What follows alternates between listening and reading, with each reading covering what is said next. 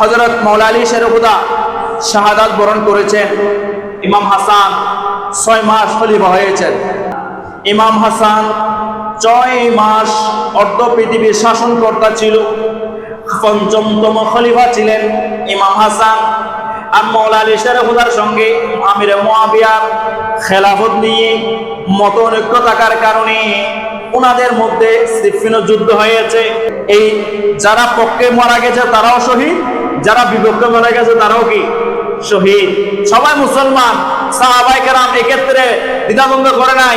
এমনকি আয়েশা সিদ্দিকা মাওলা আলীর পক্ষে না নিয়ে আমিরে মুয়াবিয়া রাদিয়াল্লাহু তাআলার পক্ষে নেওয়া নিয়েছিল। সেজন্য শিয়ারা হযরত আয়েশা সিদ্দিকাকে কি দেয়?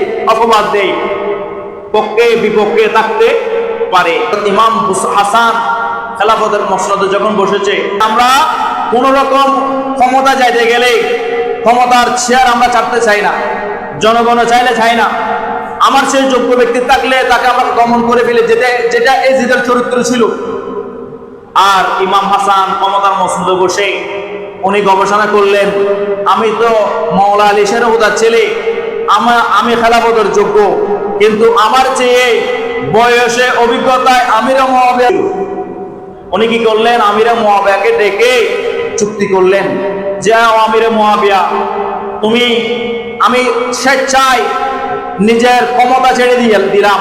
দেখেন আহলে বাইতকে ক্ষমতার লোভী বলতেছে। ইমাম হুসাইনকে অনেকে দোষ দিচ্ছে। ইমাম হুসাইন ক্ষমতার লোভে কুফা গিয়ে যুদ্ধ করেছে। নাউজুবিল্লাহ। ইমাম হুসাইন ক্ষমতায় গিয়ে যুদ্ধ করে না, ক্ষমতার জন্য ওনার কোনো লোভ ছিল না। আল্লাহ তাদেরকে বলেছেন ইয়াতাহিরাকুম তাতহিরা, তারা হচ্ছে পুত পবিত্র। ইমাম হাসান নিজের অন্তর থেকে ক্ষমতার লোভ ছেড়ে দিয়ে হযরত আমিরে মুয়াবিয়াকে ডেকে সন্ধি করেছে, ও আমিরে মুয়াবিয়া, তুমি যতদিন পারবা তুমি ক্ষমতার মসনদে বসবা, খেলাফতে দায়িত্ব নেবা। তোমার পরে অযোগ্য কোনো ব্যক্তিকে খেলাফতে দায়িত্ব দেওয়া যাবে না।